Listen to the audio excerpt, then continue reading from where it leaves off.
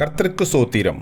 இன்றைய வேதவசனம் ஏசாயா 47 அதிகாரம் 4 எங்கள் மீட்பருடைய நாமம் இஸ்ரவேலின் பரிசுத்தராகிய சேனைகளுடைய கர்த்தர் என்பது. ஆமென். ஏசாயா 47 அதிகாரம் 4 எங்கள் மீட்பருடைய நாமம் இஸ்ரவேலின் பரிசுத்தராகிய சேனைகளுடைய கர்த்தர் என்பது. ஆமென்.